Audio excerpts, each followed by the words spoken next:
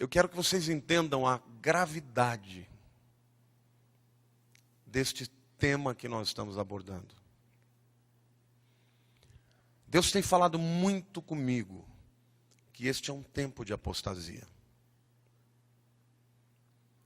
E a apostasia, meus queridos, é o abandono, é o divórcio de Deus. É quando as pessoas que com Ele tiveram comunhão vão se esfriando e se afastando até o momento que passam a linha, atravessam a linha, e aí não tem volta. O livro de Hebreus deixa claro que aqueles que provaram da boa palavra de Deus, dos poderes do mundo vindouro, e que caíram, e aqui não fala de uma queda qualquer, mas literalmente da rejeição de Cristo como Senhor e Salvador da sua vida. É impossível que sejam outra vez renovados para arrependimento. Então, nós estamos vivendo esse tempo, um tempo de apostasia. E o motivo, o propósito desta série de mensagens é denunciar alguns falsos deuses que têm se colocado no lugar de Deus na vida de muitos crentes. E o propósito de Satanás, não tenha dúvida, é afastá-lo de Deus. Hoje eu vou falar sobre o espírito de religiosidade. E eu quero pedir a sua atenção e pedir a sua colaboração. Eu quero que você se coloque no lugar dessa pessoa que eu vou mencionar. Imagine você, se você tivesse um amigo que só te procuraria nos momentos em que ele precisa. E que em nenhum momento ele tivesse prazer na tua presença, mas tivesse prazer naquilo que você poderia dar. Como você se sentiria? Você acredita que é usada? Você acredita que essa pessoa é amiga ou não? Imagine que você tem uma mulher que só te faz carinho quando ela quer comprar um vestido novo,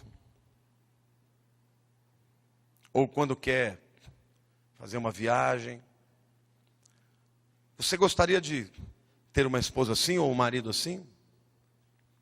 Por quê, meus irmãos? Porque quem ama quer ser amado. Verdade ou não? Um amigo assim, naturalmente você ia colocar um rótulo lá, ele é interesseiro. Uma esposa, um marido assim, é interesseiro. Hoje eu quero falar para vocês sobre duas coisas que aparentemente são parecidas, mas que na verdade são opostas: adoração e religiosidade. Tem muita gente que pensa que é a mesma coisa, mas de fato não é. Diga assim: adoração é o resultado da paixão pela presença do Senhor. Só é adorador quem é apaixonado por Deus.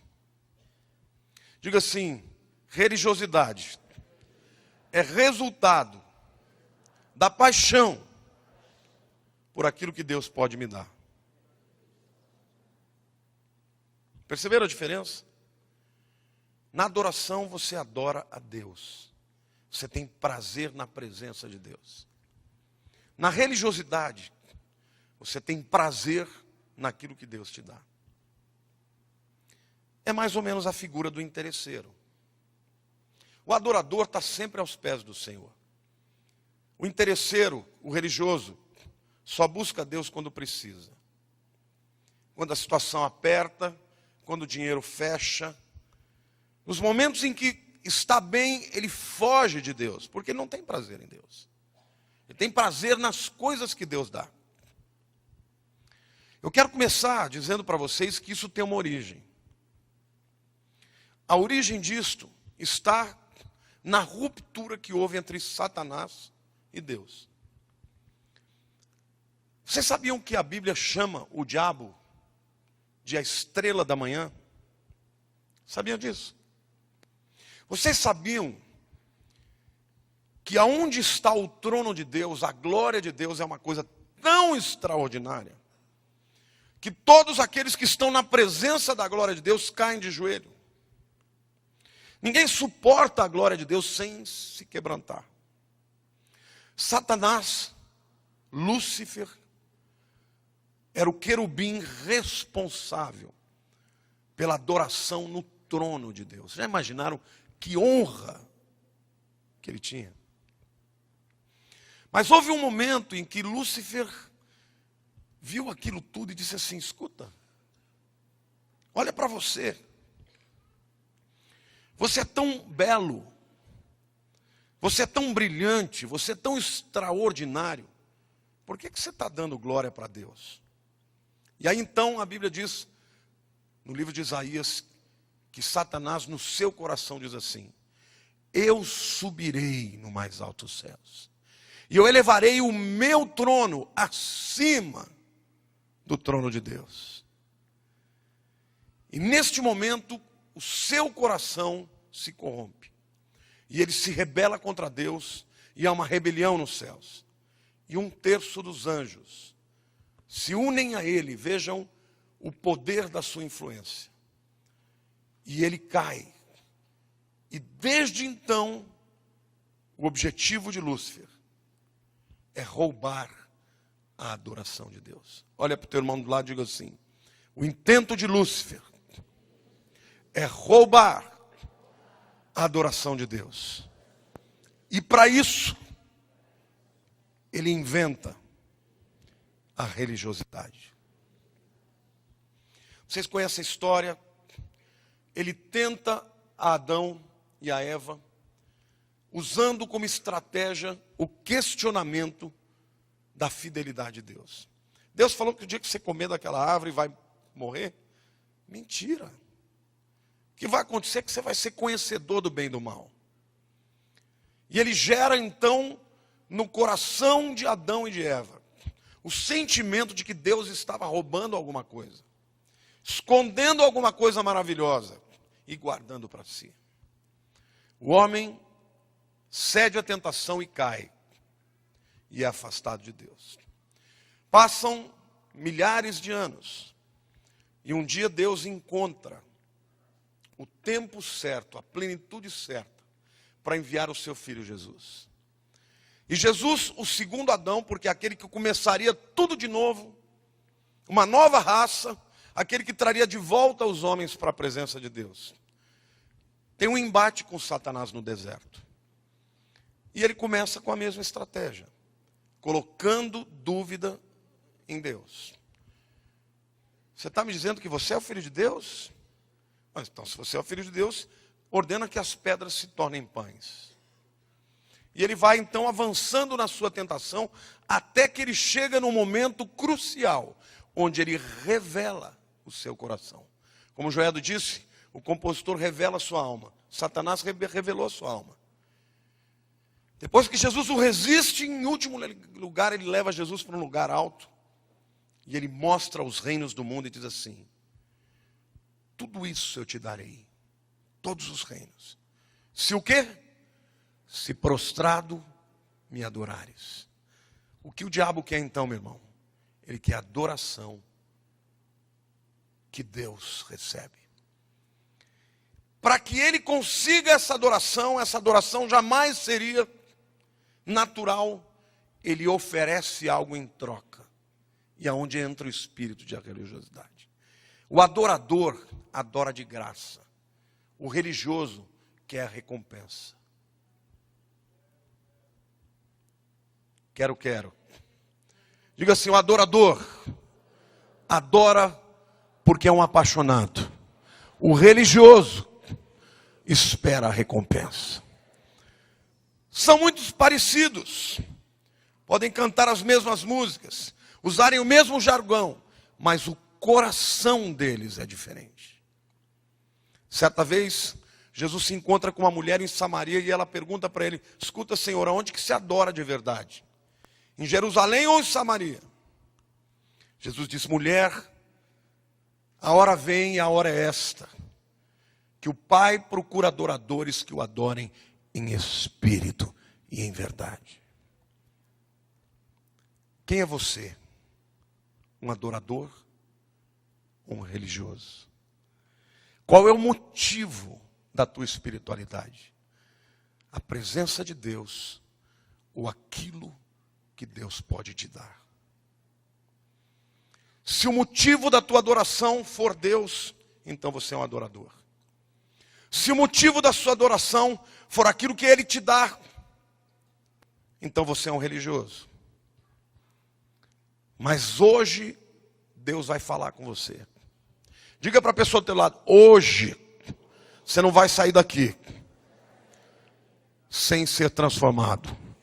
Diga: você vai ser confrontado, vai ser abalada a sua estrutura, mas você vai sair daqui diferente. Diga: a oportunidade de ser transformado definitivamente você vai ter hoje. Então diga: toma posição, meu irmão, e se torne um adorador em nome de Jesus.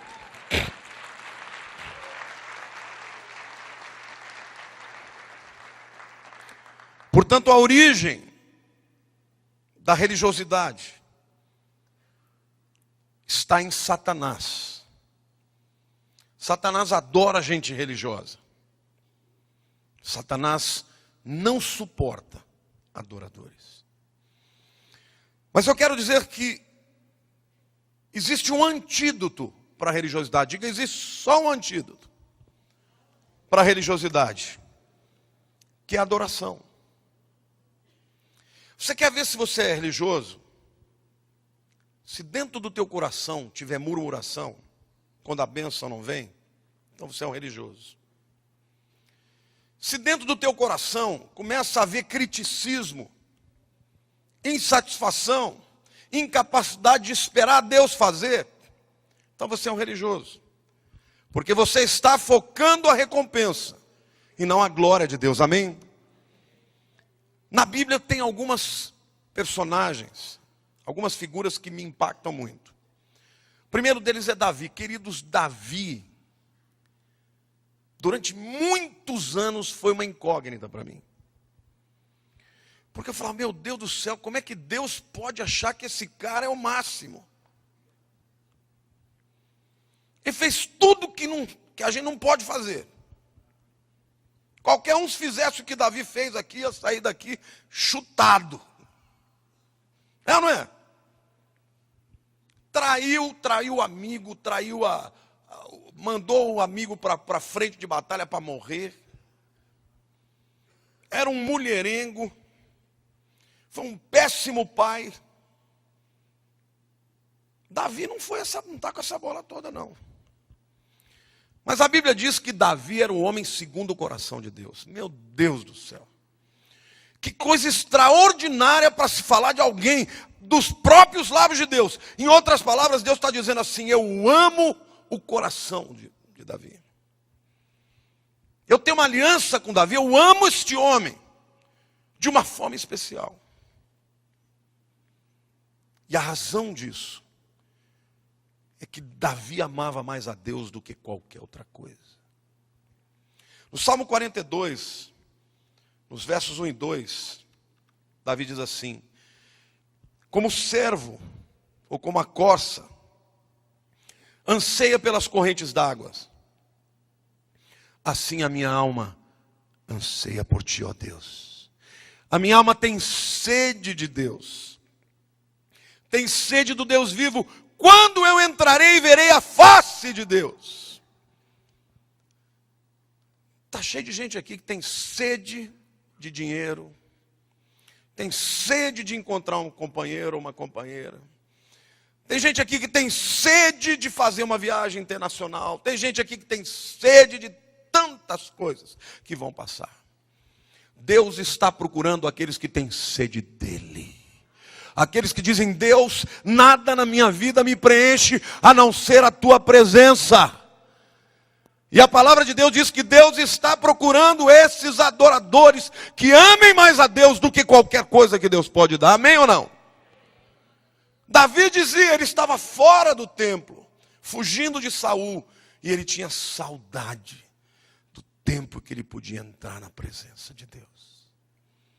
Você tem prazer de vir à casa do Senhor? Quando você vem à casa do Senhor, você sente aquela solenidade. Deus ama quando o seu povo se reúne por causa dele. Tem gente que vem à igreja e já fica criticando. Ih, hoje o louvor foi uma droga. O ministrador estava sem unção. Hoje desafinaram tudo. Você veio aqui para quê? Para buscar a Deus ou para criticar? Querido, se você tem sede de Deus, você vem aqui e você busca a Deus e você só olha para Deus. Você já viu alguém apaixonado? Fulano apaixonado, ele pode estar no meio de uma multidão, ele sente que ele está sozinho. Porque ele só vê a mulher amada. Querido, Deus está à procura de adoradores assim, que entrem na casa do Senhor e se arrepiem, se quebrantem e chorem e se alegrem, porque estão na presença do Rei dos Reis. Ele é a razão maior, é o motivo da nossa vida. Deus está procurando por mim e por você. Que coisa linda. Deus a minha procura, procurando os seus adoradores. Querido, quando você vem, não vem aqui pedindo a tua bênção. Tem crente quero, que só quer bênção. Quantos aqui querem a Deus? Você precisa querer a Deus, ter sede de Deus, de enxergar a face de Deus, de entrar na presença de Deus. É isso que Deus está à procura. Ele tem tudo para nos dar. Mas a diferença entre o religioso e o adorador é tênue. Se lá no fundo do teu coração que você quer mesmo resolver o teu problema, então Deus é o teu escravo e não teu Senhor. Procure a Deus como Davi. Davi no Salmo 27, verso 4, ele diz assim: uma coisa eu pedi ao Senhor, e a buscarei, que possa morar na sua casa, na casa do Senhor, todos os dias da minha vida, para contemplar a formosura do Senhor e inquirir no seu templo. Davi queria Deus, ele não queria aquilo que Deus podia dar. Ele sabia que quando Deus era com ele, ele só tinha vitória. Queridos, Davi nunca perdeu uma batalha. Você já imaginou o que é isso? Você já imaginou um guerreiro que entra em batalhas após batalhas e nunca perdeu uma batalha sequer? Sabe por quê? Porque o Senhor era com ele. Mas Davi amava Deus acima de tudo. Não tinha nada que encantava a Davi como ao Senhor. E ele ora: Deus, deixa eu habitar na tua casa todo dia, todos os dias, para contemplar a formosura da tua face. No Salmo 34 ele diz assim, verso 8: provai e vede que o Senhor é bom. Diga: provai e vede que o Senhor é bom. Diga: bem-aventurado o homem que nele se refugia.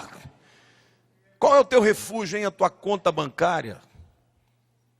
Qual é o teu refúgio? São as circunstâncias. Qual é o teu refúgio? A tua carreira. Você é uma pessoa que vai fracassar.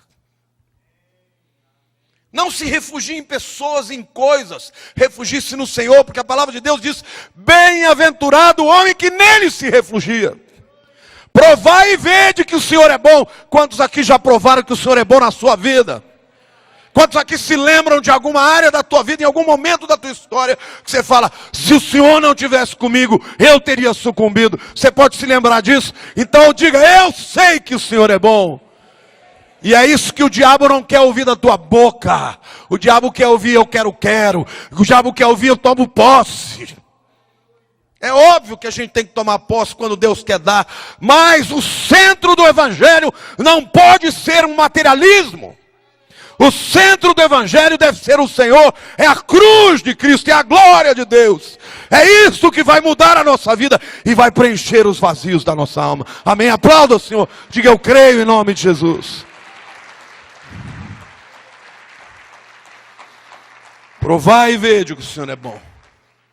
O segundo exemplo que eu quero usar é de um outro adorador. Moisés. Moisés era um homem que Deus se revelava a ele face a face. Mas Moisés teve um problema. Ele teve que conduzir um povo religioso. Ele conhecia a presença de Deus. Mas o povo de Israel era um povo religioso. Quando Moisés chega e diz ao povo que vai tirá-los do Egito, eles louvam a Deus, glorificam, tocam música, tamborins e danças. E quando o faraó, que não combinou com eles, diz assim: quer dizer que vocês querem ir embora? Então, a partir de agora, vocês vão ter que dobrar a carga de tijolos. E é o seguinte: vão ter que fazer sem palha. Querem palha, vão buscar nos campos. O que aconteceu com os religiosos? Começaram a murmurar contra Moisés e contra Deus.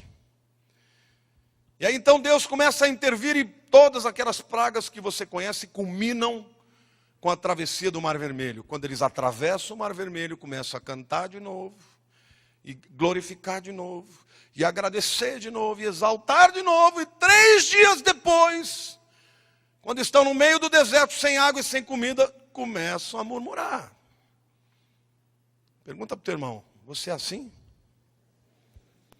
Você é um crente que louva hoje, de manhã e à tarde já está xingando? Já está pondo a culpa no líder, pondo a culpa no pastor, pondo a culpa: eu vou mudar dessa igreja. Essa igreja não tem unção. Meu negócio não sai por causa que o pastor não tem unção. Religioso. Moisés teve que lidar com esse povo. E aí Deus manda o maná, Deus manda água, e o povo louva de novo. E ao cabo de 50 dias, eles chegam no Monte Sinai. E Moisés sobe para entrar na presença de Deus. O adorador está na presença de Deus. E durante esses 40 dias que Moisés se afasta, o povo fala: Moisés morreu. Porque a montanha fumegava. Ele foi consumido. Vamos fazer aqui um bezerro de ouro. E quando Moisés desce com a lei do Senhor nas mãos, ele encontra o povo adulterando, o povo sacrificando, o povo dançando e cantando para um bezerro de ouro. A religiosidade é um inimigo mortal da adoração. O religioso, ele não sabe esperar. O religioso, ele tem amargura no coração. Isso todos nós podemos passar por momentos assim. É por isso que Davi diz: minha alma, porque está abatida, espera em Deus. Então o Senhor está me mandando te dizer hoje, querido, se o teu coração começou a ficar amargurado por conta das lutas que você está tendo, toma cuidado. Arrependa-se, dobra o teu joelho e adore o Senhor. Diga: Senhor meu Deus, não importa a dificuldade que eu esteja passando, o Senhor é bom para mim. E eu sei que a tua misericórdia se manifestará na minha vida. Amém, queridos? Quantos aqui querem ser adoradores? Digam amém. Terceiro homem que eu quero citar é Abraão. Abraão é um homem admirável. A vida dele foi uma espera. Hoje nós vivemos numa sociedade que tudo é muito rápido. Meus irmãos, não tem nada que me deixa mais nervoso do que entrar numa internet lenta. Consegui trocar minha internet agora por uma fibra ótica. Eu estou dando glória a Deus toda vez que eu clico lá. A gente não gosta de esperar. Hoje tudo é fast food, fast track, fast tudo. Abraão não podia viver nessa época, porque tudo na vida dele demorou. Deus falou: vou te dar um filho. 25 anos demorou. Aí o filho nasce. E cresce. Quando ele está grande, Deus fala, agora você vai entregar o teu filho. Queridos, Abraão foi um homem que aprendeu a esperar. Olha para o teu irmão do lado, você já aprendeu a esperar? Diga assim, aprenda. Porque enquanto não aprender, vai esperar. Mas Abraão era um homem que andava na presença de Deus. E certa vez ele chega para um dos seus servos e diz assim, olha, eu quero que você saia daqui e você vá até a terra dos meus pais, na Babilônia. E você vai trazer de lá uma mulher para o meu filho Isaque, porque eu não quero que ele case com qualquer mulher daqui, não. E o servo dele diz assim, mas ela não vai querer vir comigo. Vejam o que Abraão fala. Gênesis 24, 40. Isso é o próprio servo dizendo, ao que ele me disse. O Senhor em cuja presença eu tenho andado. Diga o Senhor. Ele é Senhor da tua vida, querido. Diga em cuja presença eu tenho andado. Diga em cuja presença eu tenho andado. Enviará o seu anjo contigo e prosperará o teu caminho. E da minha parentela e da casa do meu pai tomarás mulher para o meu filho. Esta é a primeira vez que a palavra prosperar aparece na Bíblia. No hebraico é tsaliar. Tsaliar significa cumprirá o propósito para o qual foi chamado. Abraão disse assim, eu vou prosperar e vai dar certo. Não porque eu seja o cara, mas porque eu ando na presença de Deus. E ele não está dizendo assim, o Senhor em cujo culto eu vou de domingo em domingo prosperará meu caminho. Ele diz, em cuja presença eu tenho andado, Ele prosperará o meu caminho. E o Senhor está dizendo para você hoje, querido, o segredo da tua prosperidade não é trabalhar demais, não é se desesperar, não é fazer 20 cursos de pós-graduação, mestrado, MBA, MCA, MQTT. O segredo da tua prosperidade é andar na presença de Deus e confiar que Ele é bom e que na hora oportuna Ele vai botar a mão sobre a tua vida e você vai prosperar. Amém ou não? Você pode dizer, eu creio nisso em nome de Jesus. Aplauda o Senhor, diga, eu creio. Eu creio. Eu creio. Aleluia. Abraão sabia que ia dar certo. Querido, se você anda na presença de Deus, não tem para ninguém. Você vai ser favorecido do Altíssimo.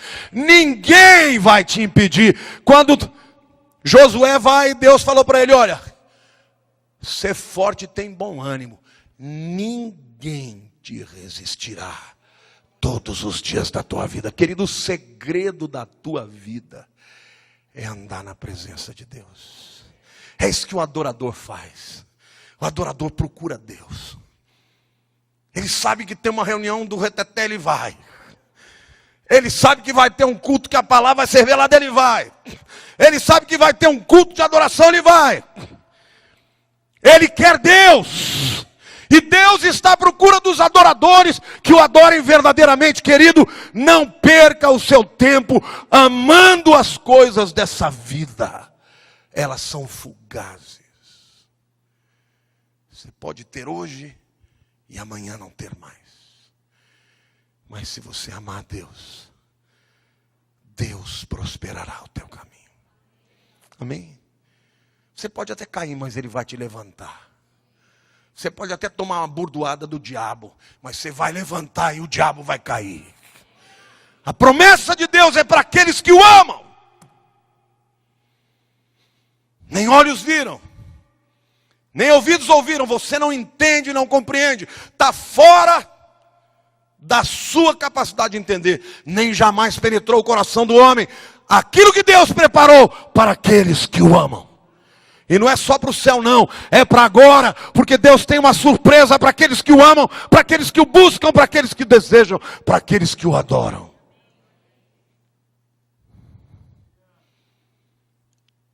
A origem de tudo isso está no ciúme e no ódio que Satanás tem de Deus. E ele não suporta ver um adorador. Porque ele sabe que um adorador mexe com Deus. Você já imaginou você ser uma pessoa que impacta Deus? Querido, Deus não fica impactado com coisa qualquer não.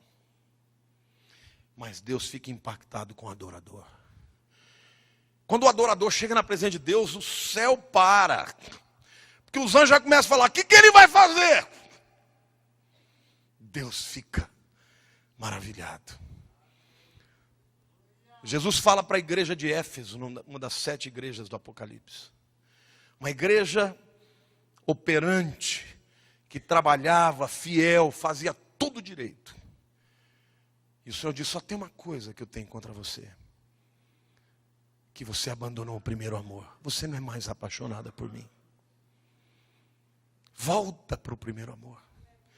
Querido, o primeiro amor é o amor mais espontâneo, o amor mais verdadeiro, mais passional. Tem gente que diz, não, eu não vou ser passional. Não, Deus quer que você seja passional por Ele. Deus quer que você o ame, que o deseje, que quando você está na presença dEle, você se alegra. Você se lembra quando você se converteu, que o pregador pregava e você chorava, que a palavra de Deus era ministrada, você arrepiava, você ouvia uma canção e você queria cair de 4. Deus está dizendo para você, eu quero que você volte a ser assim. E Deus está dizendo para você, meu querido, que quando Ele encontra um adorador assim, não tem para ninguém. Amém? Deus está à procura de adoradores. A terceira reflexão que eu quero dizer, a terceira afirmação, é a importância de estarmos apaixonados por Deus. Apaixonados pela presença de Deus.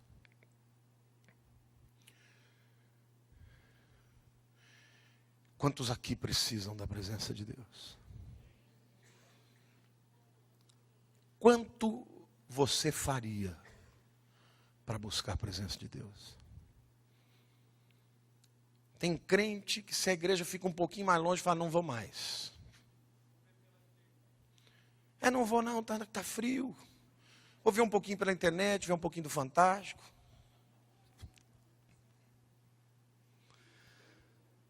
Não tem prazer nas coisas de Deus. É muito importante na tua vida que você deseje a presença de Deus. Há 2 dimensões da presença de Deus. A primeira é a onipresença. Deus é onipresente. Quantos creem que Deus é onipresente? Isto significa que não importa onde você vá, Ele está lá. Davi dizia, se eu subir aos céus, Ele está lá. Se eu descer ao mais profundo abismo, Ele está lá também. Como me ausentarei do teu espírito? Glória a Deus. Deus está em qualquer lugar, amém, irmãos? Em qualquer lugar que você estiver, você pode invocar que Ele está presente. Mas há um segundo nível da presença de Deus. E esta é a presença da comunhão. Porque até o ímpio usufrui da onipresença. Não importa se ele é crente, não. Deus está lá e ele nem percebe. Mas há uma presença que faz toda a diferença. Certa vez Deus disse para Abraão, porque Abraão andava com Deus. Deus diz assim para Abraão, Abraão, eu sou a tua recompensa. Não é tremendo? Abraão foi um homem extraordinário. Abraão amou o seu filho Isaque. Esperou tanto por ele que quando chegou, eu acho que Abraão fazia de tudo por aquele moleque. Deus deve ter feito muita coisa para Isaque não se tornar um insuportável. Tem gente que tem filho hoje com 40 anos e já fica insuportável. Os moleques, porque manda no pai, né? Isaac nasceu quando Abraão tinha 100 anos. Mas na hora que Deus falou, Abraão, Está muito bom, está tudo ótimo entre nós. Estamos numa bênção. E aí, Abraão, tudo bem? Tudo bem, Senhor, glória a Deus. É o seguinte, sabe o teu filho que você ama, Isaac, você vai entregar ele para mim. E naquele tempo, meu irmão, os deuses pediam filho para ser sacrificado. Não era balela, não era brincadeira, não era testinho, não, era para entregar mesmo. E a Bíblia diz que Abraão caminhou 3 dias para lá. E de um lado que ele estava subindo, o cordeiro estava do outro lado. E na hora que Abraão levanta o braço com um cutelo, com uma faca, para cravar o coração de Isaac, Deus brada do céu e diz: Abraão! Sim, Senhor. Não estenda a mão sobre o teu filho Isaac, porque hoje eu sei que tu me amas. Querido, que coisa tremenda. Você já imaginou o céu como festejou? Você já imaginou como Satanás tentou Abraão? Vai nessa, meu. Você está crendo nele? Ele, Deus é mau. Ele te deu, mas ele vai tomar. Está cheio de crente que pensa assim. Recebe a bênção e fica com medo de perder. Ai, Senhor, pelo amor de Deus, não tira de mim, Senhor. Recebe a bênção e fala, mas será que vai ficar mesmo? Olha para Deus como se Deus estivesse na esquina esperando você para puxar o tapete. Querido, Deus é bom. Provai e vede que o Senhor é bom. Deus está querendo que você se lance para Ele no escuro, porque Ele vai te suster. E Abraão ouviu de Deus: Abraão, eu sei que eu sou o teu galardão. Você ama o teu filho Isaac, mas você ama mais a mim. E por isso você vai ser o pai de nações. Deus está procurando crentes aqui que amem mais a Deus. Crentes que por causa da sua vida, descendências serão abençoadas. Queridos, quando Deus encontra um adorador, é tão sério esse negócio, que Deus amava tanto a Davi, que Salomão, o filho de Davi, fez lambança atrás de lambança. E um dia Deus chega para Salomão e falou: Salomão, você é um abençoado. Porque eu queria fazer com você passar o rodo. Mas eu não vou passar, sabe por quê? Por causa do amor que eu tenho por Davi. Quem vai receber a disciplina vai ser teu filho. É assim que Deus é. Quem ama Deus, Deus fala: mesmo que os filhos estejam na rebelião, vão vir, porque eu tenho uma aliança com quem me ama. Não se preocupe com o teu filho, não. Você ama Jesus? Você dá o lugar primeiro para Deus. Você não é um religiosinho qualquer, não. Você é um adorador, então pode ficar tranquilo, porque os seus filhos virão. Uns virão com alegria, batendo palma, outros vão vir puxado pelo nariz, assim, ó. Mas virão, porque Deus é fiel. Você pode aplaudir o Senhor e dizer glória a Deus. Deus é bom. Diga: Deus é bom para mim. Aleluia. Certa vez Deus fala no livro de Amós e expressa o seu coração entristecido. E ele diz assim nos versos 23 e 24: afasta de mim o estrépito dos teus cânticos, porque não ouvirei as melodias das tuas liras. Corra, porém, a justiça como as águas, e a retidão como o ribeiro perene. Deus está dizendo assim: eu não quero canto, não quero música, estou cansado desse canto. Cansado das liras. As liras era a guitarra daquele tempo. E Deus fala assim: que a tua justiça, que a tua vida corra como um ribeiro perene. Porque lá em Israel tem ribeiro, tem rio, que durante a cheia ele existe, durante a seca ele acaba. Deus está dizendo: não quero que a tua vida seja assim, eu quero que ela seja como um rio perene. Deus está à procura de pessoas que o amem todos os dias da sua vida. Amém? Diga para a pessoa ao teu lado. Abre o teu coração que você vai ouvir algo tremendo agora. Eu quero terminar essa minha palavra com uma pequena história de dois profetas, Elias e Eliseu. Quantos já ouviram falar de Elias e Eliseu? Então abra lá 2 Reis, capítulo 2, versos 1 a 6. Elias era um grande profeta. E Eliseu era um aprendiz de profeta que queria ser profeta. Quando estava o Senhor para tomar Elias ao céu por um redemoinho, Elias partiu de Gilgal, diga Gilgal, em companhia de Eliseu. Disse Elias a Eliseu: fica-te aqui, porque o Senhor me enviou a Betel. Respondeu: tão certo como vive o Senhor e vive a tua alma, não te deixarei. E assim desceram para Betel. Então os discípulos dos profetas que estavam em Betel saíram ao encontro de Eliseu e lhe disseram: sabes que o Senhor hoje tomará o teu Senhor elevando sobre a tua cabeça? Respondeu ele: também eu sei, cala a boca, calai-vos. Disse Elias a Eliseu: fica aqui, porque o Senhor me enviou a Jericó. Porém ele disse: tão certo como vive o Senhor e vive a tua alma, não te deixarei. Então os discípulos dos profetas que estavam em Jericó se chegaram a Eliseu e lhe disseram: sabes que o Senhor hoje tomará o teu Senhor elevando sobre a tua cabeça? Respondeu ele: eu já sei, cala a boca. Disse-lhe, pois, Elias: fica-te aqui, porque o Senhor me enviou ao Jordão. Mas ele disse: tão certo como vive o Senhor e vive a tua alma, não te deixarei. E assim ambos saíram juntos. É muito importante você entender o contexto aqui. Neste tempo, as pessoas trabalhavam no ofício dos seus pais.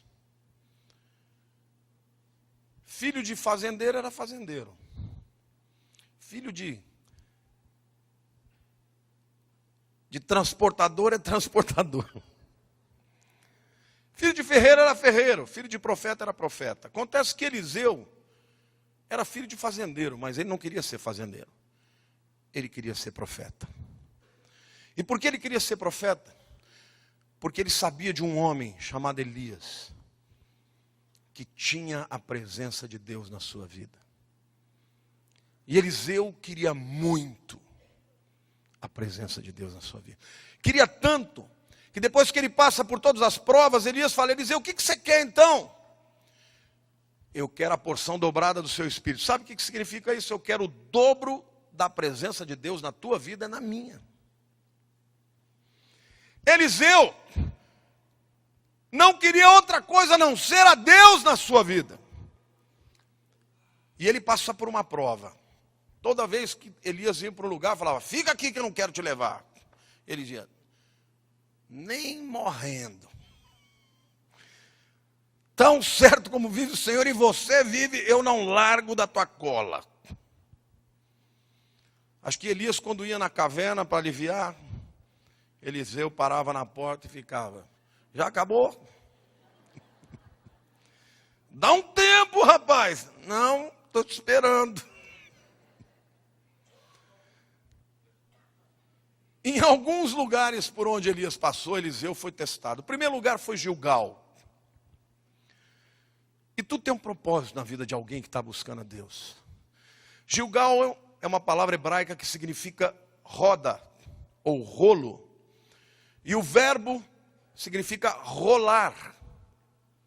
Você sabe como esse lugar se chamou Gilgal?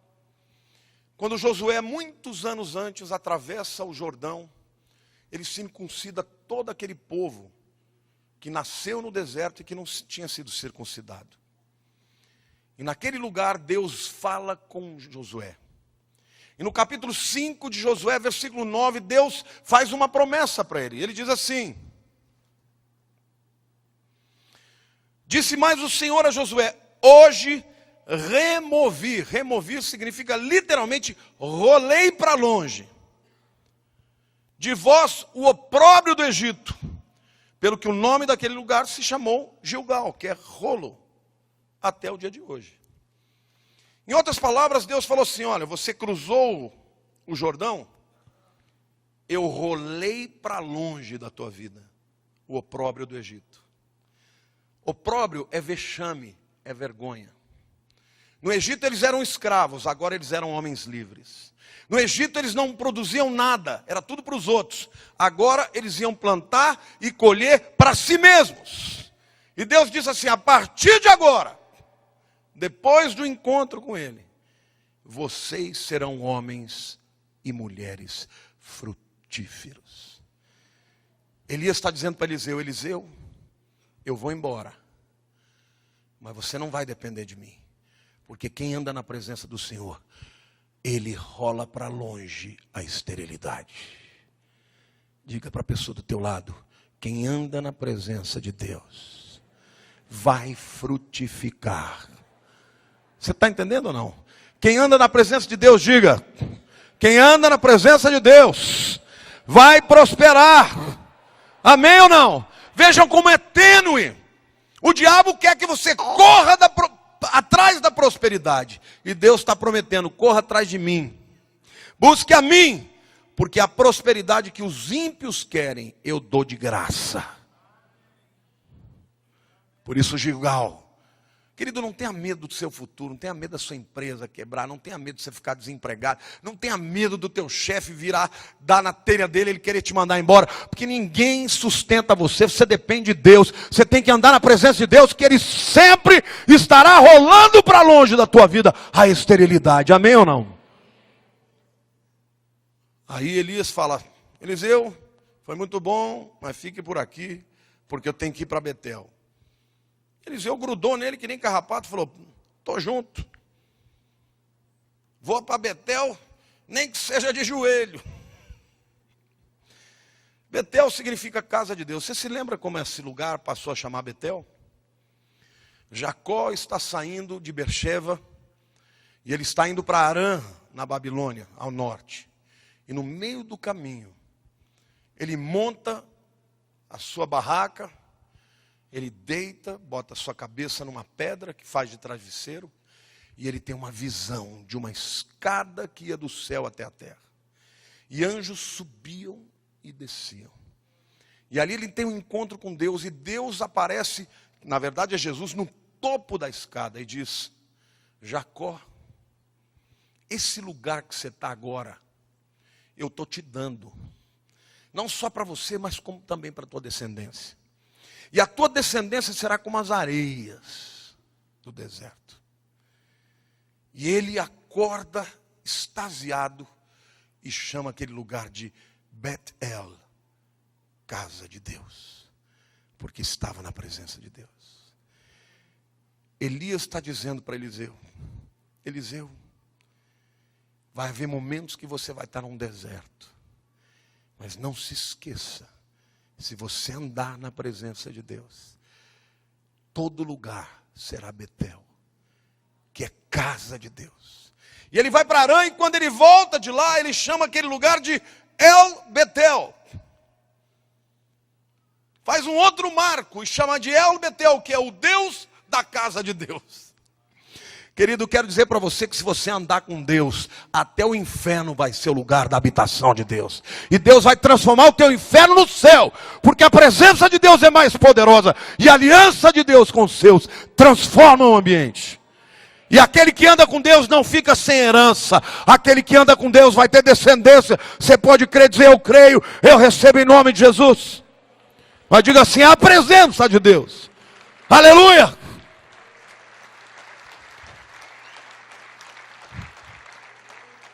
Mas não é isto que você tem que amar. É o Senhor que você tem que amar. Porque qualquer lugar na presença de Deus é maravilhoso. E ele sai dali. E Elias fala de novo: eu preciso sair, fica por aí que eu vou para Jericó. Eu vou junto. Estamos nessa. Ô Jericó, glória a Deus. Vocês se lembram de Jericó? O que significa Jericó? Jericó foi a primeira cidade que Josué teve que enfrentar. A cidade mais velha do mundo, era uma fortaleza extraordinária. Mas antes de combater Jericó, Josué tem um encontro com Jesus no deserto. E Jesus aparece com a espada desembainhada e Josué olha e fala assim: tu és um dos nossos, se fosse gaúcho, né? Tu és um dos nossos, ô tchê? Ou é dos inimigos? E Jesus diz: não, eu sou o príncipe dos exércitos de Deus. Santifica a tua vida que amanhã vai acontecer uma maravilha. Eu vou fazer maravilhas. E aí Deus ordena que ele rodeie a cidade 6 dias. Calado. Você já pode imaginar? Quase 3 milhões de pessoas quietos 6 dias. Acho que as mulheres estavam amordaçadas. Ou sedadas.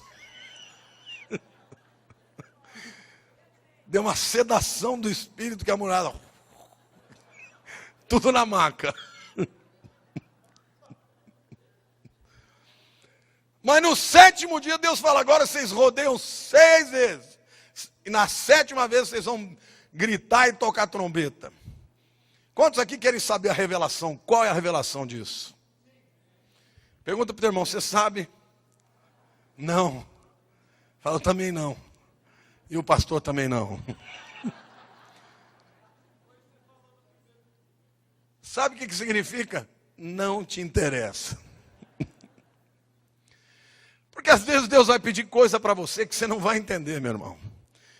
Mas Ele é Deus e Ele quer que você creia e obedeça. E quando o povo obedeceu, as muralhas caíram. Sobrenaturalmente. E Eliseu está recebendo uma lição de Elias. Elias, se Deus estiver com você, o sobrenatural vai acontecer. Sabe por quê, meu irmão? Porque quem foi à frente do povo de Israel não foram os melhores guerreiros. Foram os sacerdotes com a arca. A presença de Deus. Em seguida, os judeus começaram a achar que eles eram ótimos.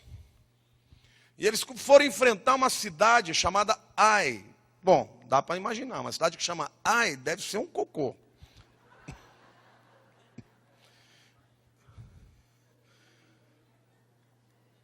A cidade era tão fraquinha que eles sentaram para discutir a estratégia de guerra. Falaram: não, falar o seguinte: não vamos mandar todo mundo, não. É muita cidadezinha. Nós derrubamos aqui, detonamos com Jericó. Sabe o que aconteceu? Tomaram uma piaba. Você sabe o que é piaba? É sova.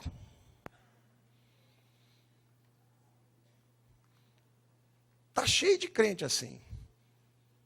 Que quando estão com Deus fazem maravilhas, aí começa a achar que eles são os ótimos. Aí qualquer demôniozinho mequetrefe dá uma piaba.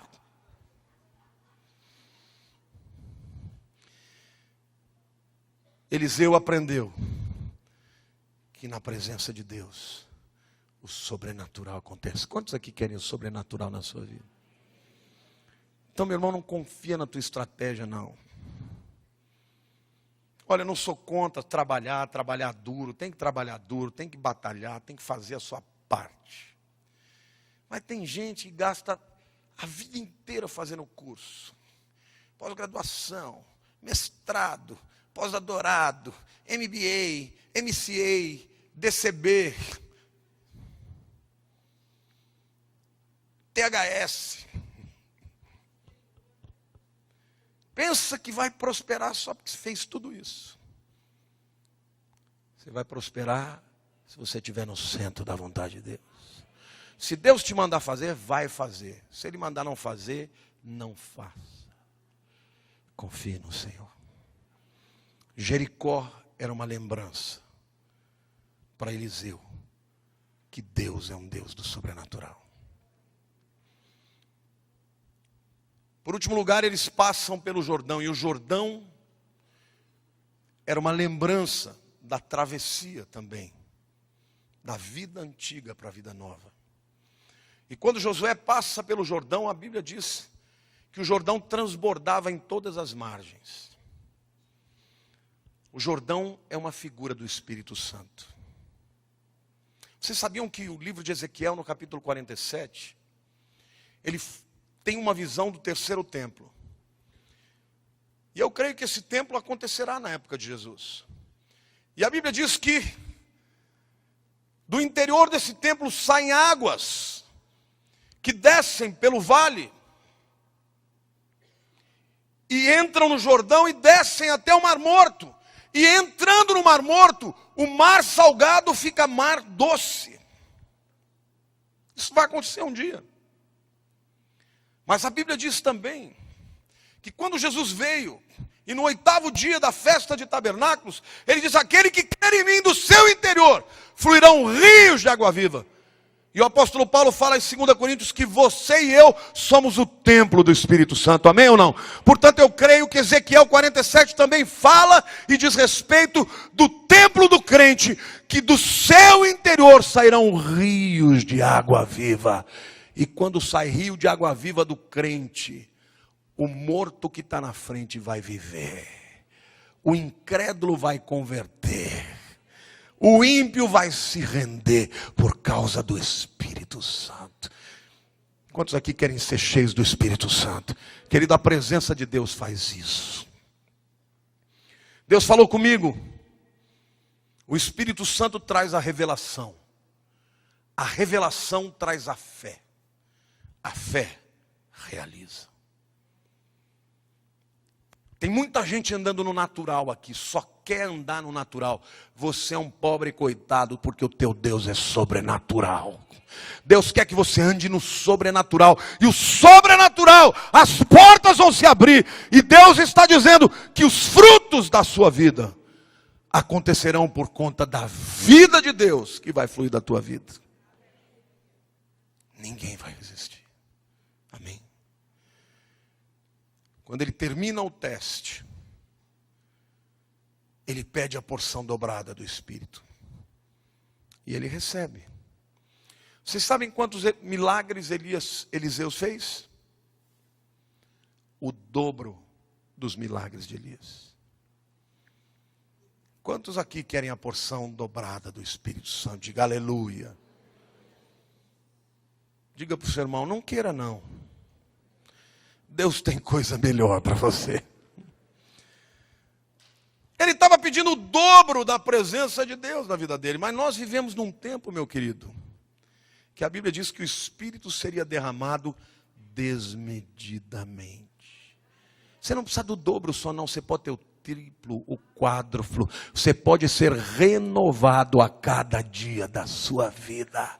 Ao invés de você levantar de bode, vai tomar uma burdoada do Espírito Santo, já vai sair falando em línguas, e já vai sair pulando e dando glória a Deus. Ao invés do diabo vir dizer, você é um zero à esquerda, é um coitado, o Espírito Santo vai soprar na tua vida, e você vai dizer, eu sou filho do Deus Altíssimo, eu sou servo do Poderoso, ninguém me resistirá nem um dia da minha vida. Aleluia! Aplauda o Senhor, creia! Deus está à procura desses adoradores. Desses adoradores. Esta é a porção. Mas tudo se resume numa coisa: a presença de Deus. Um adorador. Deus quer trazer para você a mesma dimensão que Adão tinha no Éden, de plenitude, de saciedade, de segurança. Deus quer transformar a tua esterilidade hoje.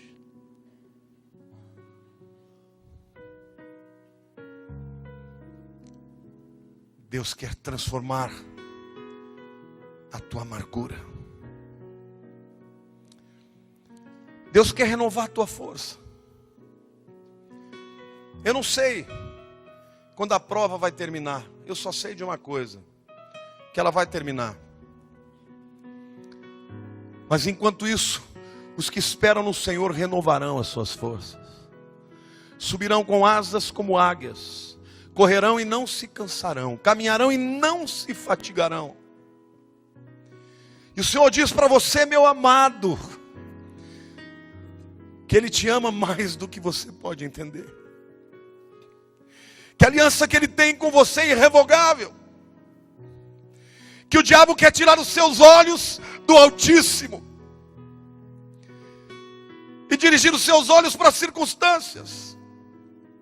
Mas Deus está à sua procura, e Ele hoje está falando por mim, para que você se torne um adorador de verdade, que você rasgue o teu coração, e você diga: Senhor, eis-me aqui, renova a minha vida, quebra-me, Senhor, como oleiro, quebra o vaso e faz um vaso novo. Deus, eu te oro, Senhor, eu te suplico, ajuda-nos, Senhor, a sair deste espírito de religiosidade, deste espírito de crítica, de amargura, de inveja, quando o nosso nome já está escrito no livro da vida do Cordeiro que foi morto desde a fundação do mundo. Senhor, renova a tua igreja, Senhor. Renova o teu povo, renova a fé, renova os olhos, Senhor, abre os olhos, Senhor. Oh Deus, aí fora o mundo está se perdendo, o diabo está se andando e nós estamos lambendo as nossas feridas. Ah, Senhor, perdoa-nos, Pai, por amarmos mais as coisas do que o Senhor, por erigirmos altares nas nossas coisas, quando é o Senhor que merece a nossa adoração. Senhor, eu oro por este povo, são tuas ovelhas, Senhor.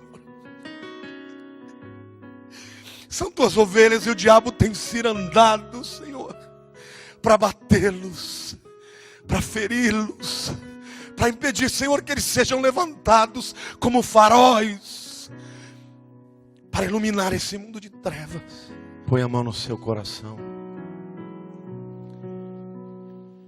Ore assim comigo, diga: Senhor Deus, perdoa-nos por todo materialismo,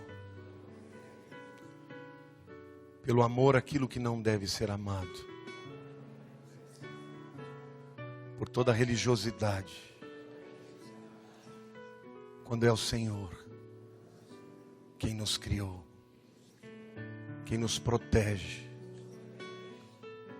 quem perdoa os nossos pecados, quem escreve o nosso nome no livro da vida.